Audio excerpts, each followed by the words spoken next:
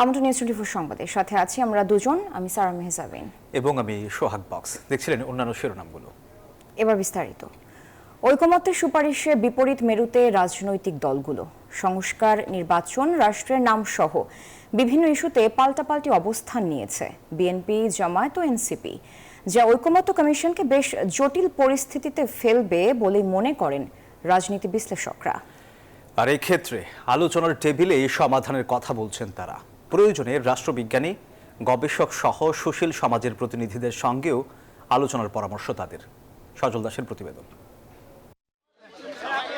সংস্কার কমিশনের সুপারিশে নিজেদের মতামত জমা দিয়েছে বিএনপি, জামায়াত, এনসিপি সহ রাজনৈতিক দলগুলো, যেখানে অনেক বিষয়ে একমত হলেও গুরুত্বপূর্ণ মৌলিক কিছু ইস্যুতেই দলভেদে অবস্থান ভিন্ন। এই যেমন এনসিপি রাষ্ট্রের সাংবিধানিক নামের পরিবর্তন চাইলেও বিপরীত মত বিএনপির। সংস্কার ও নির্বাচন ইস্যুতে বিএনপি ন্যূনতম সংস্কার শেষে নির্বাচন চাইলেও বেশি সংস্কার ও গণহত্যার বিচারের আগে নির্বাচন চায় না এনসিপি। নির্বাচন ইস্যুতে জামায়াতের চাওয়া সংখ্যানুপাতিক ভোট, যদিও বিএনপি আর এনসিপির চাওয়া সংসদ নির্বাচন ও গণপরিষদ ভোট। এছাড়া ৭১-এর মহান মুক্তিযুদ্ধ নিয়েও রয়েছে পাল্টাপাল্টি অবস্থান। রাষ্ট্র গঠন, বিচার ও সংস্কার কাজ এগিয়ে নিতে রাজনৈতিক শক্তির মধ্যে ঐকমত্য চায় অন্তর্বর্তী সরকার, কিন্তু গুরুত্বপূর্ণ নানা বিষয়ে এমন বিপরীত অবস্থান ঐকমত্য সৃষ্টিতে বড় চ্যালেঞ্জ হিসেবেই দেখছেন এই রাজনীতি বিশ্লেষক। এই রাজনৈতিক দল তারা একটা নিজেদের আদর্শ নিয়ে রাজনীতি করছে। প্রত্যেকটা রাজনৈতিক দলের একটা আদর্শিক জায়গা আছে। এতগুলো মানুষকে, পথমতের মানুষকে একটা জায়গায় নিয়ে চলা এটা তো কঠিন। রাজনৈতিক সমঝোতা যদি তৈরি না হয় তাহলে এটি করা অনেক কঠিন ব্যাপার হবে। আলোচনার মাধ্যমেই সমাধান খোঁজার কথা বলছেন এই বিশ্লেষক। প্রয়োজনে রাষ্ট্রবিজ্ঞানী, গবেষক ও সুশীল সমাজের প্রতিনিধিদের মতামত নেয়ার কথা বলছেন তিনি। কোন দিকে এগিয়ে গেলে একটা সুন্দর, অর্থবহ, গ্রহণযোগ্য নির্বাচন জনগণের কাছে হবে এবং সেটা হবে সাস্টেইনেবল। কারণ তিন পক্ষই যদি এটা ভাবে সালিশ মানি তালগাছ আমার, তাহলে কিন্তু সমাধান হবে না। আলোচনায় বসতে হবে। আমি যে লজিকটা দিচ্ছি সেটা আমাকে কনভিন্স করতে হবে অডিয়েন্সকে। রাষ্ট্র পুনর্গঠন ও সুষ্ঠু গণতান্ত্রিক প্রক্রিয়া এগিয়ে নিতে রাজনৈতিক শক্তির ঐকমত্যের কোনো বিকল্প নেই। তাই নিজেদের অবস্থানে অনড় না থেকে সমস্যা সমাধানে দলগুলোকে কিছুটা ছাড় দেওয়ার মানসিকতা রাখারও আহ্বান বিশ্লেষকদের। সজল দাস, নিউজ 24, ঢাকা। সেনাবাহিনীকে জনগণের মুখোমুখি করার চেষ্টা চলছে, এমন কথা বলেছেন দলের ভারপ্রাপ্ত চেয়ারম্যান তারেক রহমান। বিএনপির মিডিয়া সেল আয়োজিত ইফতার মাহফিলে এইসব কথা বলেন বিএনপির ভারপ্রাপ্ত চেয়ারম্যান। তিনি আরও বলেন, দেশকে অস্থিতিশীল করতে নানামুখী ষড়যন্ত্র করা হচ্ছে। অপচেষ্টা চলছে সেনাবাহিনীকে জনগণের মুখোমুখি করার। জুলাই বিপ্লবের সুফল ধরে রাখতে ঐক্যবদ্ধ থাকার কোনো বিকল্প নেই বলে মনে করেন তারেক রহমান।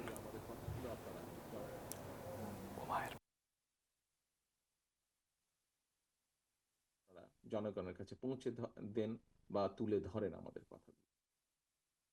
দেশকে অস্থিতিশীল করতে ও বিপদে ফেলার জন্য চক্রান্ত শুরু হয়েছে বলে অভিযোগ করেছেন বিএনপি মহাসচিব মির্জা ফখরুল ইসলাম আলমগীর। বিকেলে রাজধানী লেডিস ক্লাবে সাংবাদিকদের সম্মানে বিএনপি মিডিয়া সেল আয়োজিত ইফতার মাহফিলে এ অভিযোগ করেন তিনি। দেশের স্বাধীনতা ও সার্বভৌমত্ব বিপন্ন করার জন্য সেনাবাহিনীকে বিতর্কিত করা হচ্ছে বলে অভিযোগ করেন বিএনপি মহাসচিব।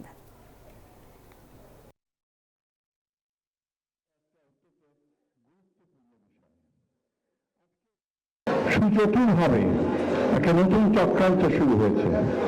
এই চক্রান্ত হচ্ছে বাংলাদেশকে আবার অস্থিতিশীল করা, বাংলাদেশকে আবার অত্যন্ত গুরুত্বপূর্ণ প্রয়োজনীয় তাদেরকে বিতর্কিত করে ফেলা হচ্ছে, বিশেষ করে সেনাবাহিনীকে বিতর্কিত করা হচ্ছে। এটার পেছনে কোনো মহৎ উদ্দেশ্য থাকতে পারে না। যারা ৭১-এর সাথে ২৪কে এক করে দেখার দাবি করে তারা মানসিক ভারসাম্যহীন, এমন মন্তব্য করেছেন এলডিপির চেয়ারম্যান কর্নেল অবসরপ্রাপ্ত অলি আহমদ। বলেন, ৭১-এ ছিল নতুন দেশ পাওয়ার স্বাধীনতার যুদ্ধ, আর ২৪ ছিল সরকার বিরোধী আন্দোলন।